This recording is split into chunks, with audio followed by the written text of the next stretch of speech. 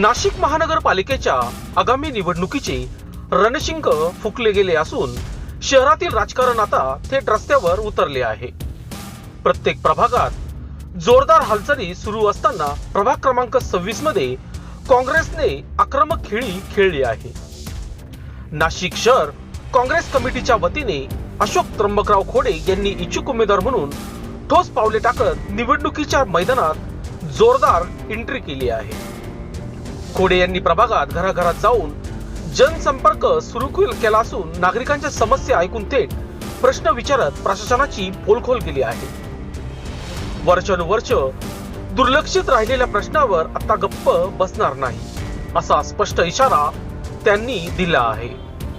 प्रभागातील खड्डेमय रस्ते, अपुरा पाणी पुरवठा, अस्वच्छता, ढासळलेल्या आरोग्य सुविधा आणि बेरोजगार युवकांचे प्रश्न हेच आपले लढ्याचे केंद्र असल्याचे त्यांनी ठणकावून सांगितले।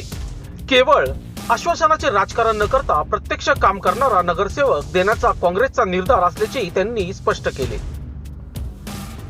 प्रभाग क्रमांक 26 मधील नागरिकांना आजपर्यंत फसवले गेले आहे। मी शब्दाचे नव्हे तर कामाचे राजकारण करणार आहे। पारदर्शक कारभार, थेट उत्तरदायित्व आणि विकास हेच माझे शस्त्र असणार आहे। खोडे यांच्या या आक्रमक भूमिकेमुळे प्रभाग क्रमांक 26 मधील राजकीय समीकरणे बदलण्याची चिन्ह स्पष्ट दिसत असून विरोधकांच्या गोटात खळबळ उडाली आहे। आगामी निवडणूक या प्रभागात अत्यंत चुरशीची होणार हे आता जवळपास निश्चित झाले आहे। दरम्यान या प्रसंगी पप्पू राजपूत, रवी मोरे, कुलदीप वाकचौरे, मोईज इनामदार, नीता गुरनुले, सुषमा सावळे, स्वाती काळबांडे, प्रियंका सूर्यवंशी, प्रियंका काकुळते, भाग्यश्री भावसार, सुरेखा मोरे, महानंदा भगत यांची ठळक उपस्थिती होती। महानगरपालिकेच्या निवडणुकीमध्ये आपण इच्छुक उमेदवार आहेत। नेमकं कुठला विकासाचा मुद्दा घेऊन आपण निवडणुकीच्या रिंगणात उभे आहे?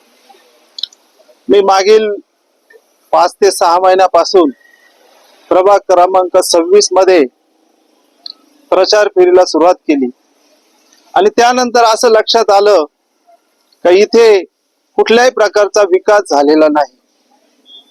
मी प्रचार करत असताना प्रभागामध्ये विकास झाला का नाही हे सुद्धा बघत होतो आणि त्यावेळेस माझ्या निदर्शनास असे आले की गार्डन असेल, रस्ते असतील, त्यानंतर काही उद्यानं असतील, अभ्यासिका असतील, शाळा असतील, याची इतकी वाईट दुरावस्था आहे।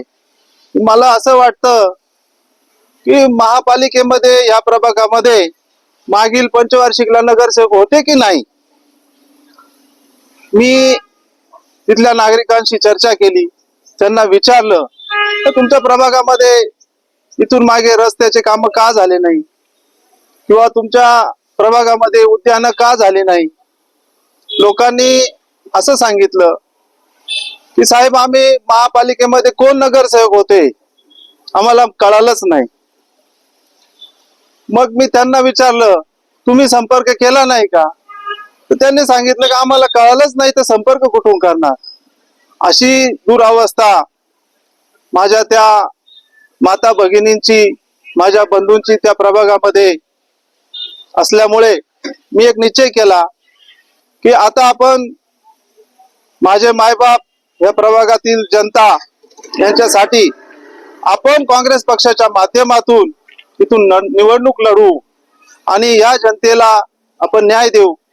त्यामुळे मी आज इथे काँग्रेस पक्षाच्या माध्यमातून निवडणूक लढण्यास तयार झालो आहे।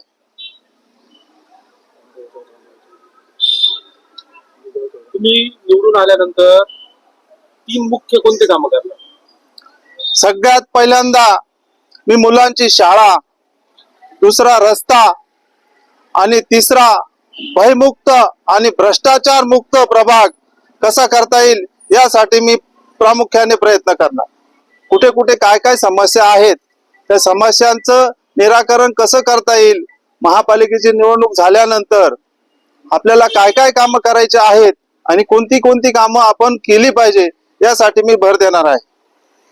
आपल्या सातपूर अंबड परिसरामध्ये सगळ्यात मोठी एमआयडीसी आहे. तरुण मुलांना रोजगारासाठी आपण कशी भूमिका करतो? 1962 साली ही सातपूर आणि अंबड MIDC ची स्थापना झाली.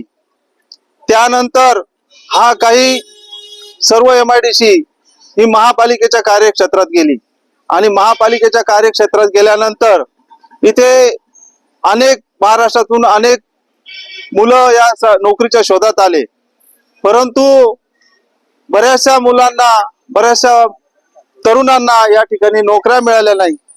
त्याच्या अनेक अडचणी होत्या. काही ठिकाणी काही लोकांनी युनियन केल्या, त्यामुळे सुद्धा मुलांना नोकऱ्या मिळू शकल्या नाही. परंतु आता काँग्रेस पक्ष सातपूर MIDC असेल, अंबड MIDC असेल, त्या ठिकाणी बंद पडलेल्या ज्या कंपन्या आहेत त्या कंपन्या कशा सुरू करता येतील आणि महापालिकेच्या माध्यमातून त्यांना जास्तीत जास्त सुविधा कशा देता येतील यासाठी मी प्रयत्न करणार आहे. महिला सक्षमीकरण असो किंवा होणारे अत्याचार असो, आपण कशा सोडवणार?